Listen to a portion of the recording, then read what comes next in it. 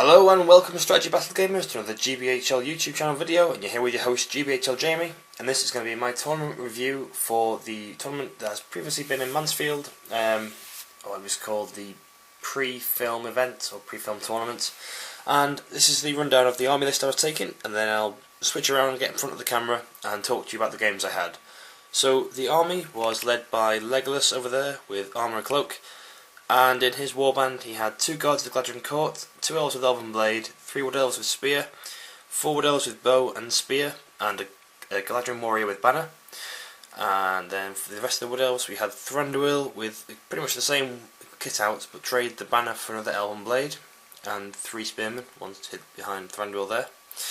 And instead of taking Woses, which have worked for me in the past, but most recently people have been sort of a bit wary of them, I decided to try out Merry and Pippin and a bunch of Hobbit militia, a few sheriffs and some archers. So I had in Peregrine's warband we had 2 Hobbit sheriffs, 6 Hobbit militia, 5 of them upgraded to battling brandy bucks, and 3 Hobbit archers. And in Meriadoc he obviously had his shield. There were 2 sheriffs, 6 battling brandy bucks, so the battling brandy bucks makes them strength 3, which is really worth it. And he'd had 4 Hobbit archers, and obviously my objective marker there was the campfire.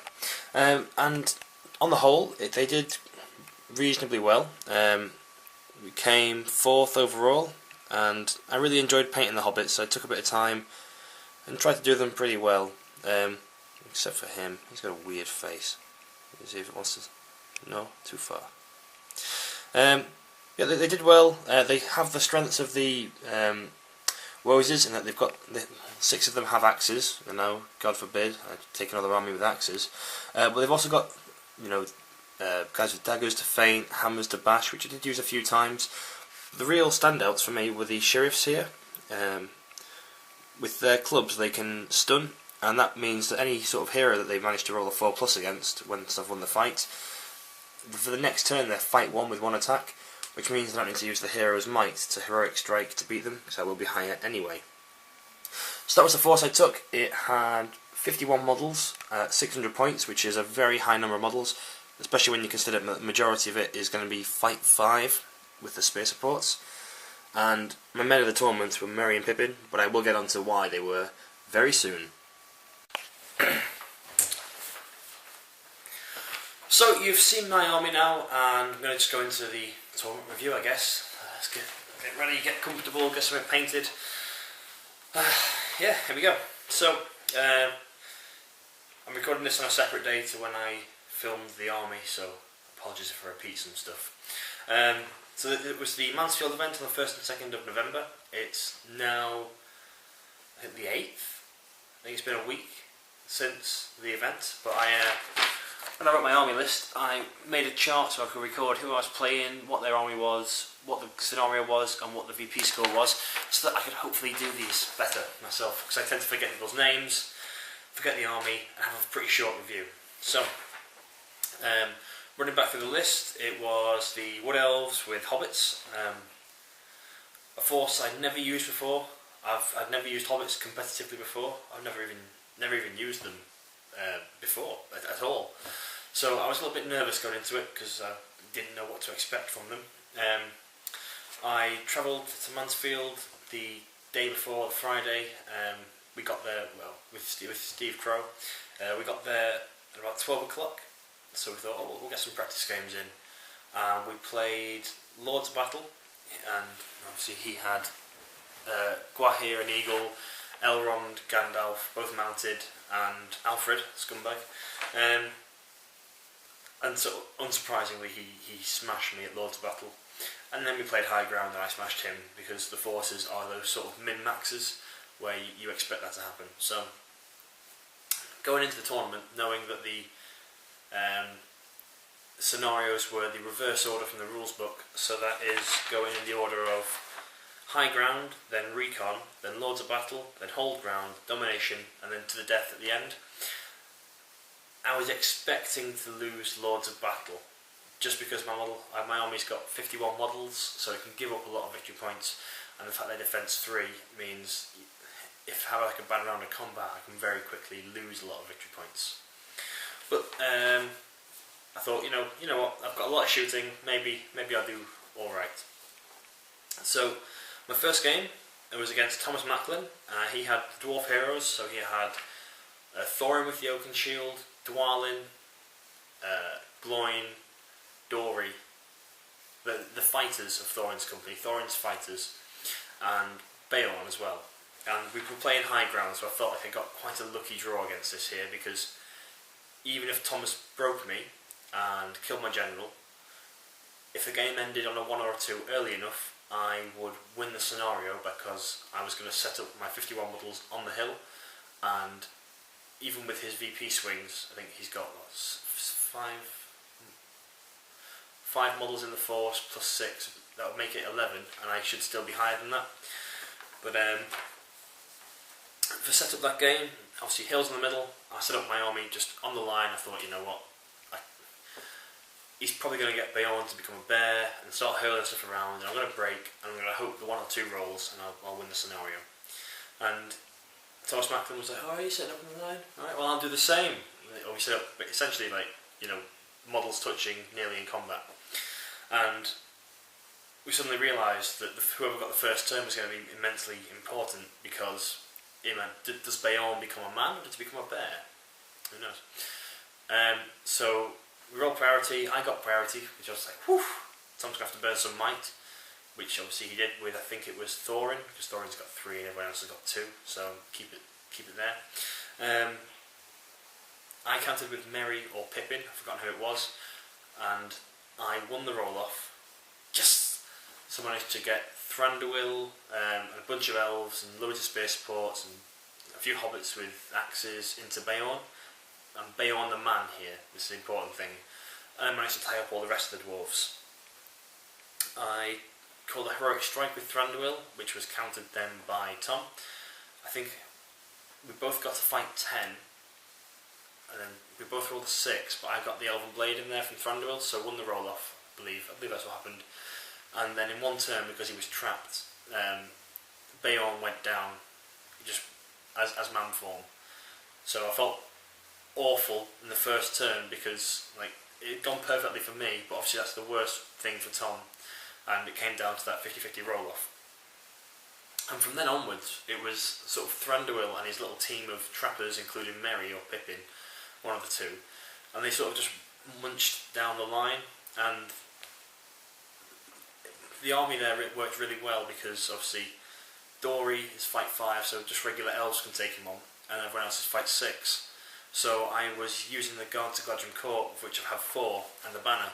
It's a really good effect, because I equal the fight value, and I can then put an Elven Blade in there to give me the better odds of winning. And they eventually just, I won by wipeout, and at the end of the game I'd broken Tom, and I'd only lost 5 models myself, so I won the scenario 52-0.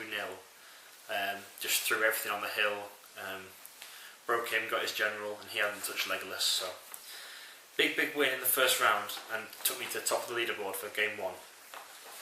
And then, you know, the first big win for me. So that was sort of what I was hoping to do with this force, was in this scenario and hold ground and reconnoitre, was to get as many models through the victory point objectives, because I knew that was getting used as a tiebreaker. I think it was anyway. So just to really increase my victory point score.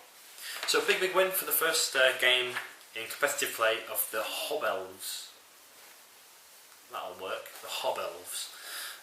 Game 2, I was drawn against Charles Sims in Reconnoitre, and he had a Harad force with a Hasharin as his general, a Taskmaster, a Corsair Captain, I'm pretty certain there's a Corsair Captain in there, and Gulliver. So he had 400 points of Harad and Gulliver. I think he had 12 bow shots per turn because of their 50% bow rule.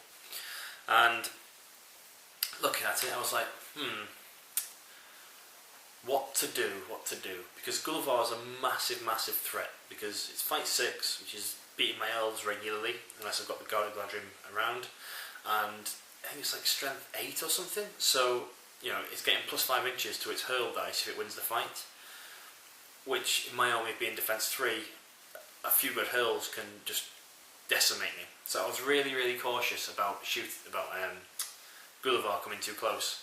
But on the flip side, Charles was also really cautious of my shooting because I had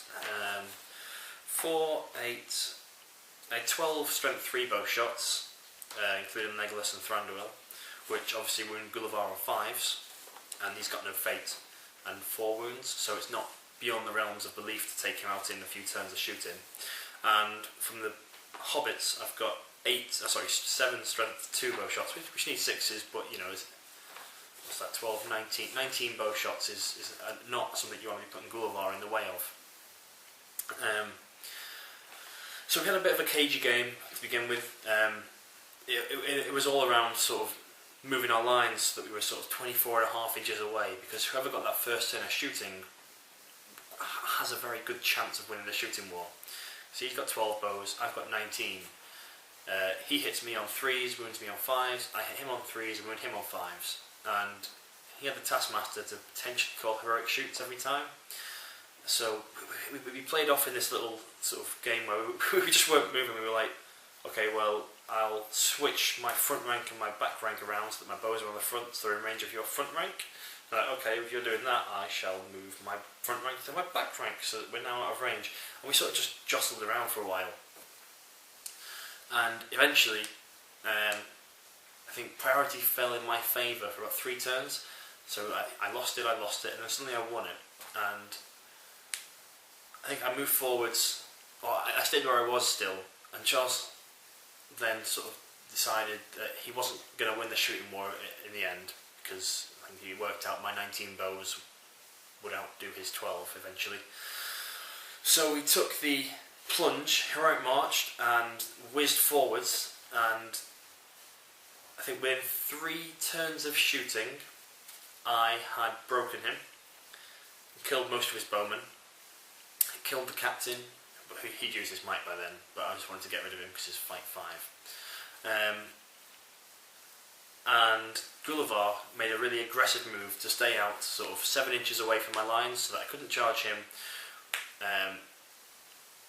Next turn he could charge me regardless if we got priority. And because I hadn't moved, and my hobbits had stooped for stones, I think we both sort of forgot about it, and I was like, my hobbits are going to throw stones at Gulliver. We were like, oh, okay.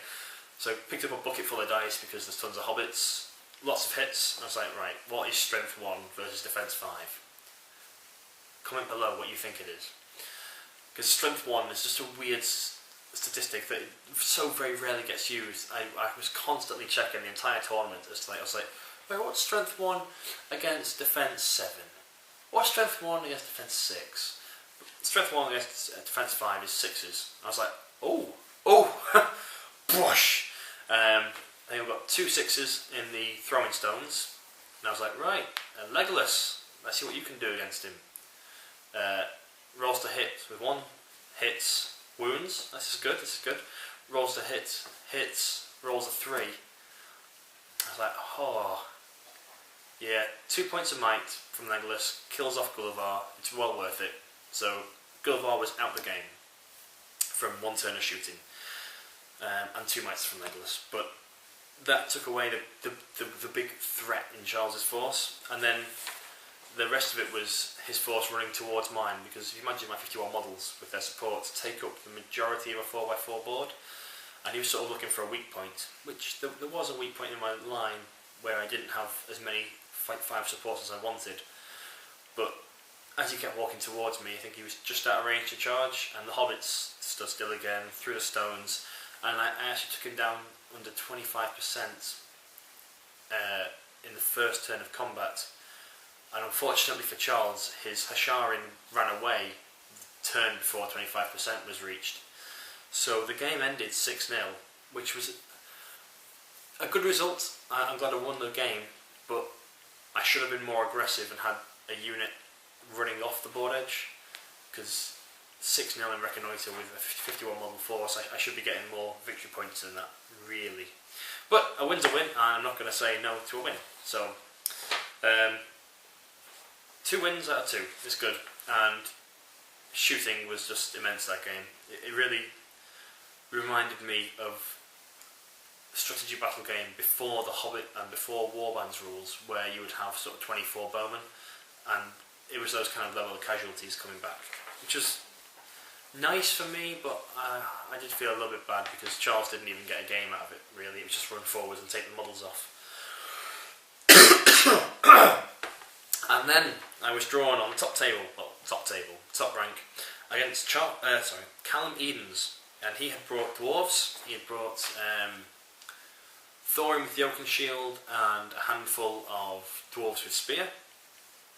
He brought Floy with some Iron Guard, some Khazad Guard, 2 dwarf warriors with dwarf bow, and he brought Barlin with Durin's axe with Khazads and Iron Guards and a banner. And the scenario was Lords of Battle. Now, I didn't fancy my chances from the off, because my army, as I mentioned at the beginning of the video, it's a very large army, and it's a very fragile army. You know, a few lost combats and things die, basically. And in Lords of Battle against the Dwarves, their defence is so sort of perfect, defence 7, that it really hampers my strength 1 throwing stones, my strength 2 bows, and my strength 3 bows lose their big bonus because they're now needing 6s to wound. So I thought I might do more.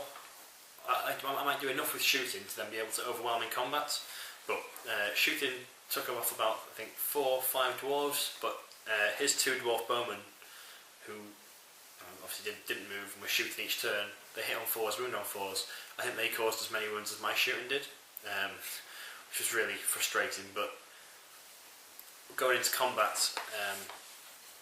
things just, you know, our lines met. I was piercing striking with my higher fight defence, higher fight support, and I just couldn't win fights. Then Thranduil came in, knocked a load over, won a few combats, you know, 4 dice, 2 of them needed 5s to wound. I just couldn't crack the dwarves' armour. Callum played it really well. There was a large wood, if you imagine, in the middle of the board. His line comes around this way. They had this big flanking unit that came around. It took him a turn or 2 to get there. I think he heroic march with them. But it was a lot of Iron Guard and Thorin, and they sort of hit the end of my line and just rolled down it. And it was really well played, and I should have probably reacted to it sooner than I did. But the man of this match for me was Meriadoc, what's his name? Meriadoc, Captain of the Shire. He held off Thorin and 2 Iron Guard for 3 turns by shielding before he finally went down.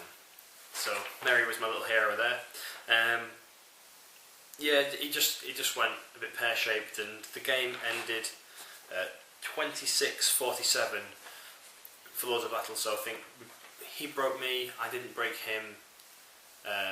Obviously there's nothing for general, and then it was just wounds caused. And as you might expect, and as I mentioned, this is the scenario I expected to lose, because my force just is too fragile when it breaks. If I could have played Charles in this scenario, I'd been much happier.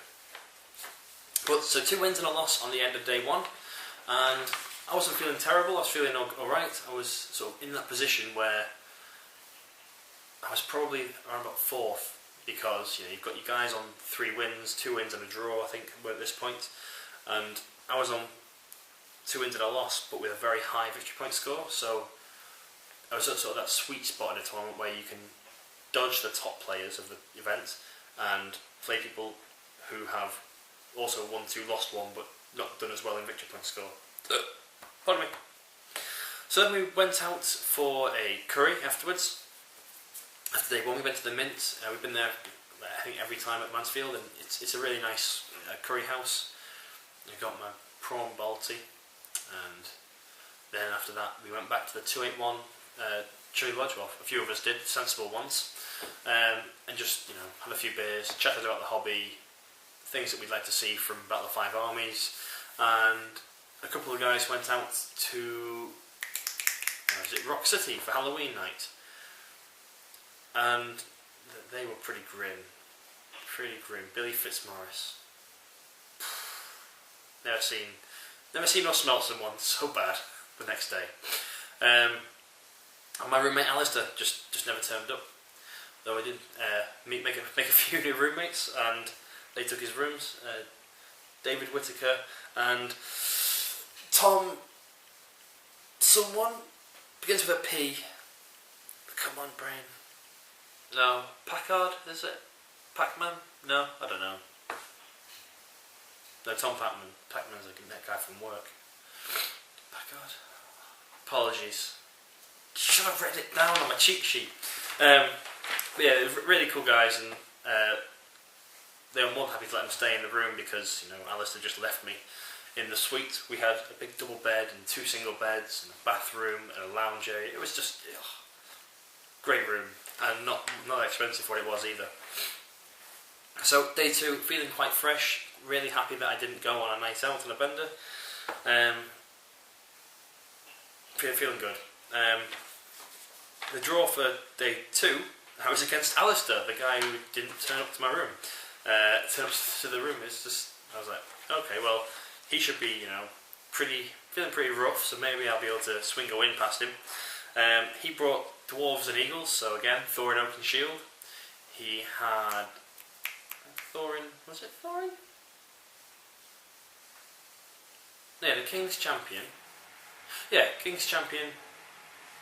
Obviously, his 2 heralds, and it was Balin, young Balin, from the Army of Thror. And he brought Dwarves with Spears, and his front line were Khazad Guard, and he had Gwahir, an Eagle, Alfred Scumbag, and 1 Lake Town Warrior.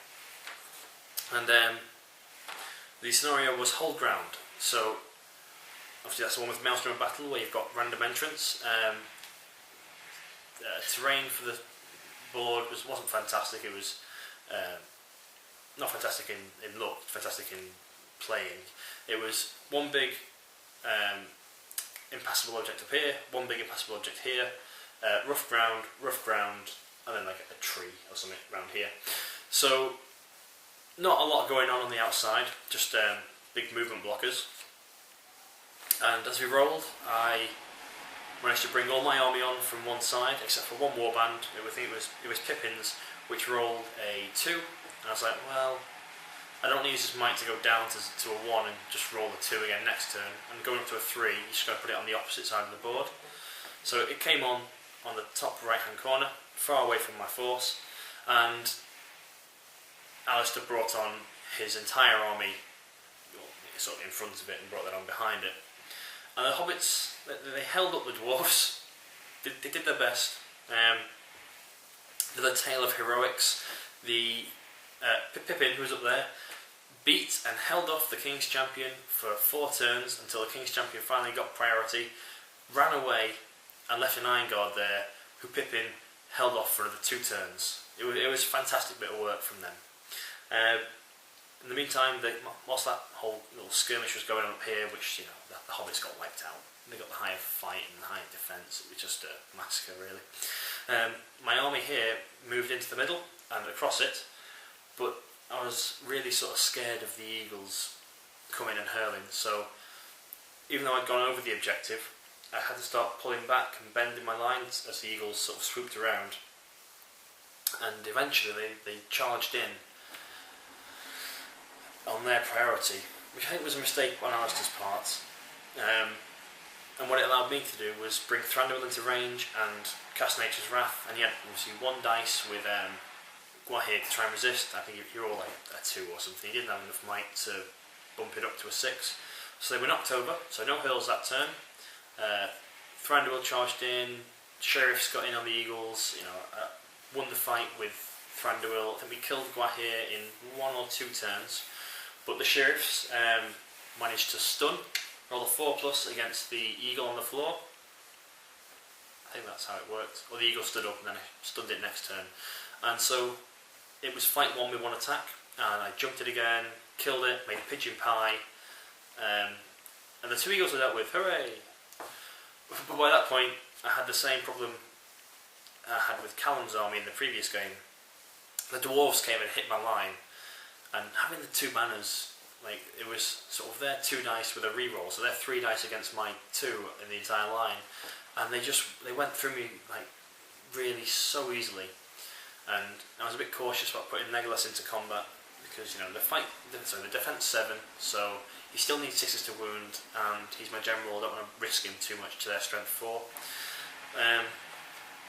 So yeah, it's a bit of a hard fought battle in the middle, but eventually Alistair broke me and managed to sneak a wound on Legolas by catapulting their King's Champion into combat with him, and the game ended with us both having 14 models in the middle, which was scary, I must say.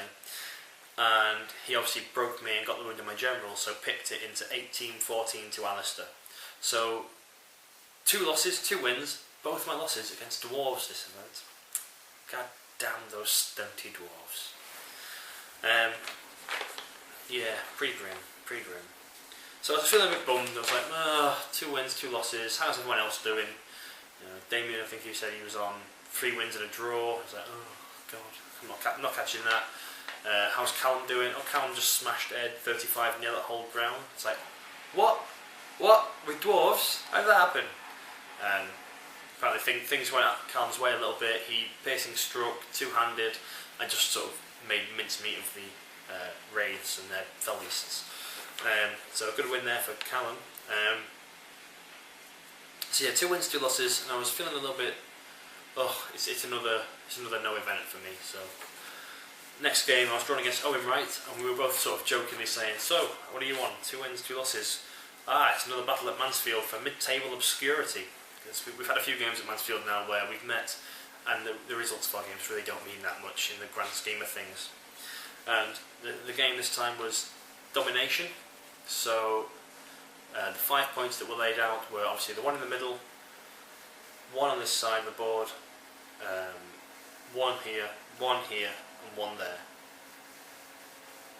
No, sorry, this one's there, and that one. This is those. 1, 2, 3, 4, 5.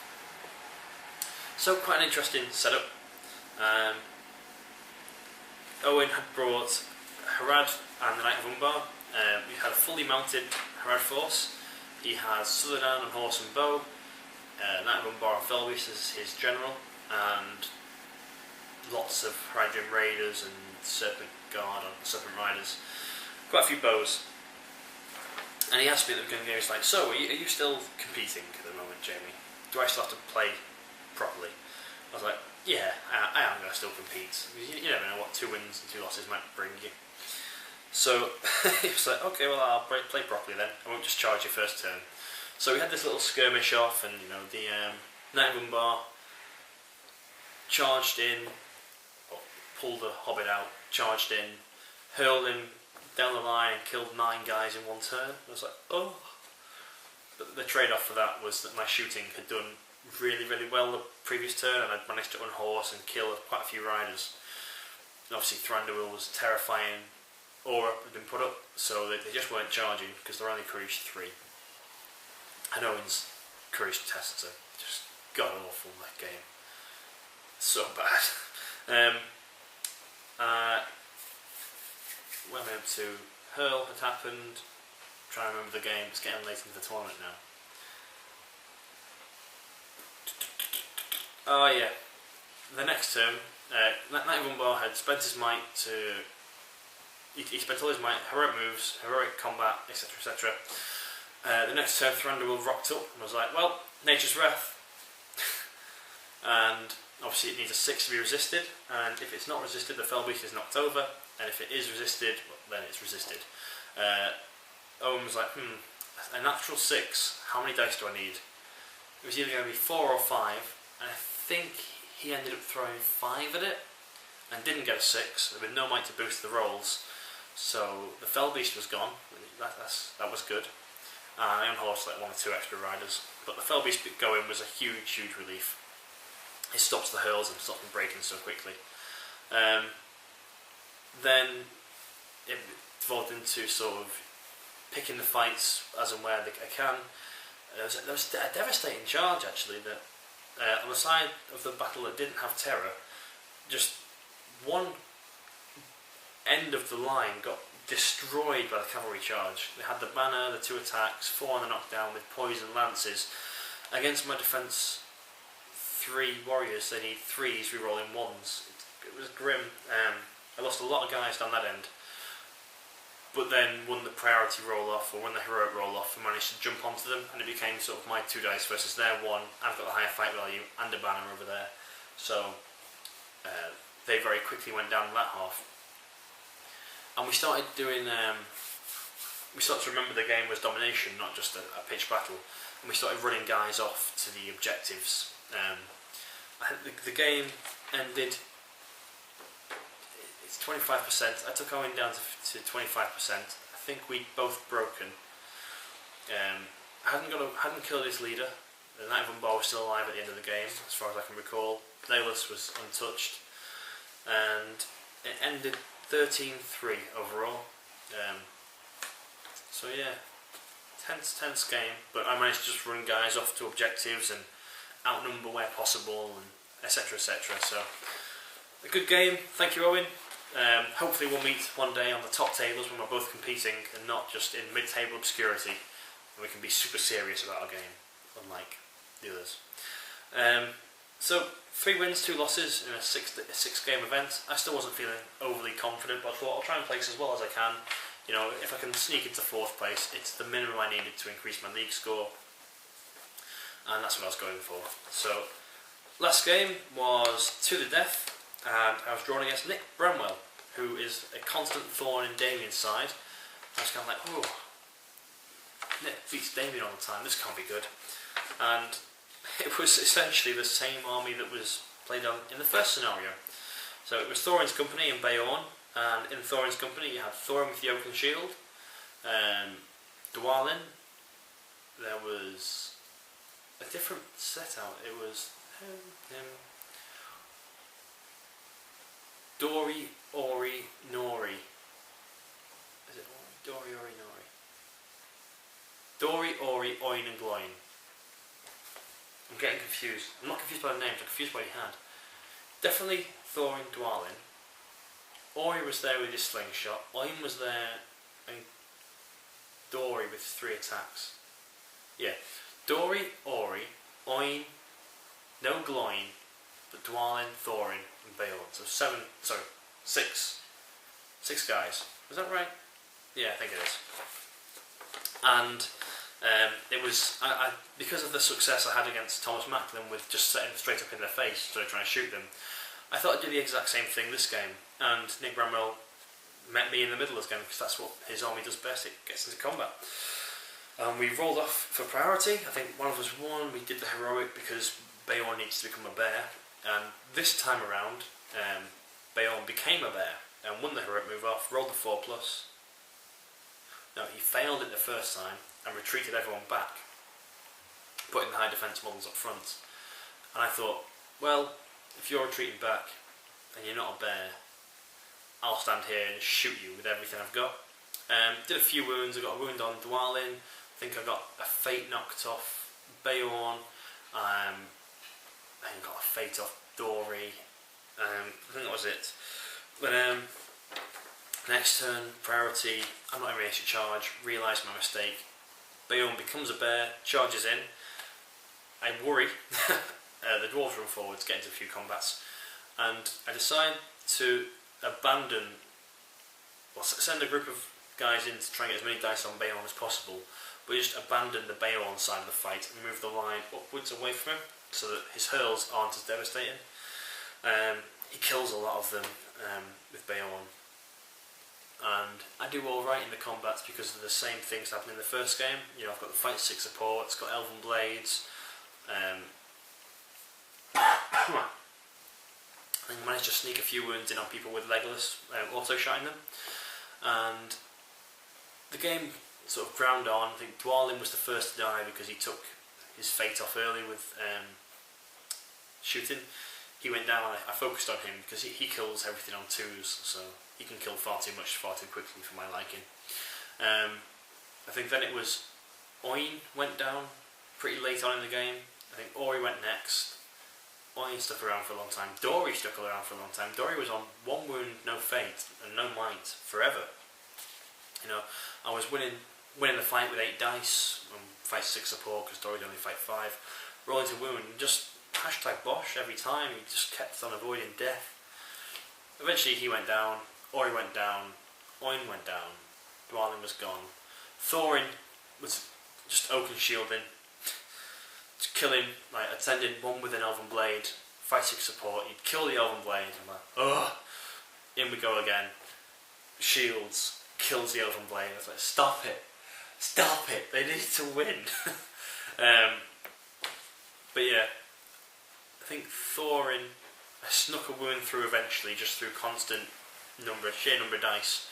And Beorn was the real scare, because towards the end of the game, Nick realised, I think, that I had the banner, so +2. I had broken Thorin's company, but we'd also been broken, I think, so it was 3 each, so 5-3 at the moment. I snuck that wound on, so it's 6-3.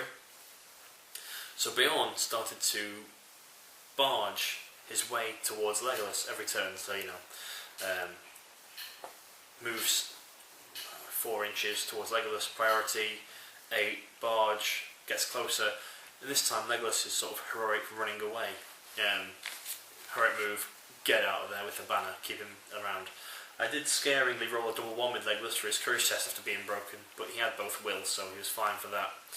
And I think the round was called, finish the turn you're on, and it finished with Beorn charging into 2 Hobbit archers, winning the fight, barging them out of the way, and charging Legolas and the banner.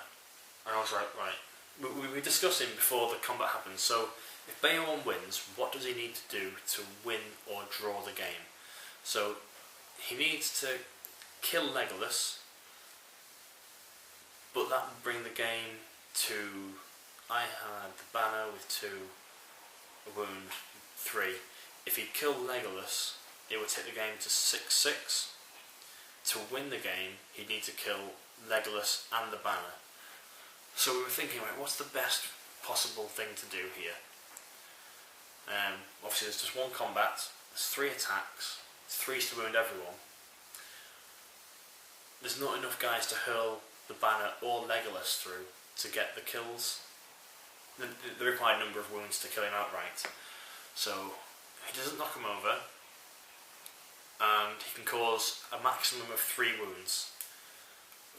So what he should do is kill the banner with 1 dice, ideally, then put 2 wounds on Legolas and just see what Legolas rolls for his fate, because he could die from that. And that would have taken the game from my 6, I'd lose 2 for having the banner, so I'd go down to being 4, and that'd be 4-3, because I got the wound on Thorin and broken them. He's broken me, so we've both got 3, I've got the wound on him. And then it's down to Legolas to roll the courage. Roll his fate. And if Legolas died, then ping, Nick would win. So, Legolas has got his 2 dice, he's fainting because why not? And lower fight value, you've got no might left. The banner's in the combat as well. Banner's got -1 to his dice roll, so I'm not too fussed with him. But I've got the reroll for Legolas. Beorn rolls his 3, and #Bosch rolls like a 3 highest. Legolas gets a 6, wins it. Don't do any wounds, but it was kind of a bit of an anticlimactic. Beorn should win that combat versus 2 dice with 1 with -1, but didn't. And thought the bear just moved back really unsuccessfully. So I won that game in the end 6-3, and it was a really, really, really close game. It came down to that last combat, and I think if it had been another turn or 2, Nick would have done it easily. So would have destroyed me. He played it really well, and I think it was only because I managed to get those early kills and keep my numbers around that he did so well. I think Merry was my man of the match for that one. I think he killed like 3 of Thorin's company. A little danger. So, end of the tournament. It was 4 wins, 2 losses. I say thank you to all my opponents, even the guys who beat me.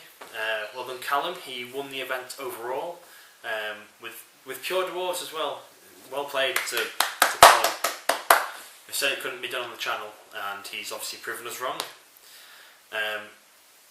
Callum earned 100 points, and he's now back-to-back wins. If he wins the next one, I don't think he's going to Sterling now, but Callum and I are now the only people to win back-to-back tournaments in the league, so well done for joining the club, Callum. And you've now pushed me out of 3rd place into 4th, so I'm going to have to go take my A game to Sterling and the league final now to try and claw my way back into the top 3. It happened last year. Damien pushed me out of the top 3. Callum's done it this year. I'll cry if I finish 4th again. Don't want to finish 4th. I want a podium. Who came 2nd? I think Ed Ball came 2nd. So congratulations, Ed. But commiserations because 2nd meant nothing for you. Same with Damien. Damien came 3rd and means nothing to Damien. Didn't improve his score. I came 4th, which increased mine by something like 1.2 or something minuscule. So thanks for Ed and Damien for being greedy and not letting me have 3rd or 2nd place for a good increase. Hashtag just saying. God, the washing machine's being noisy. I apologise if you can hear that. The standings were on the Facebook group.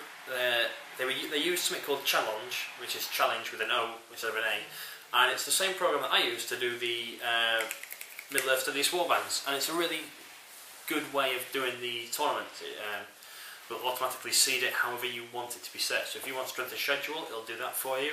If you want VP scored, it'll do that for you. It's a really, really good little system, and if it weren't for the Northwest Gaming Centre not having Wi-Fi, I'd be using it at the Desolation of Stockport events.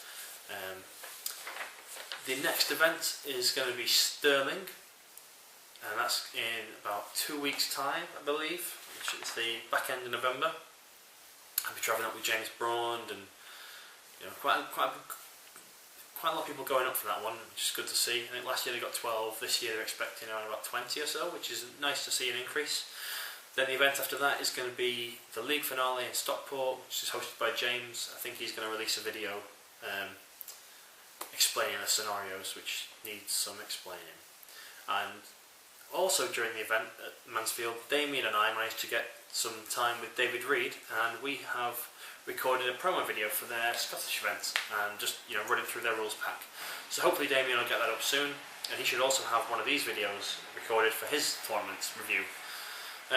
Mansfield, again, great venue, really liked it. Well done to, I believe it was Dan. It was his first event running solo since Tom, the owner, had his kid. So congratulations to Tom and Dan on their successes, and I look forward to going to yours next year. It should be good. I'll probably earmark them of some of the ones that I want to go to, because unfortunately I'm not going to be attending 100% of the events again next year. It's been too much money and too much time, so I'll probably go to about 8, I think, next year. Still plenty. But that's been my tournament review. I hope you've enjoyed it. I hope you got some painting done. Sorry if it's short and waffly, or short and waffly? Short but not waffly. I tend to not drag things out. I think, yeah, it's just who I am. Sorry. Deal with it. Anyway, be sure to comment, like, share and subscribe. Support your Hobbit hobby. Follow us on Facebook and Twitter. And happy strategy battle gaming, guys.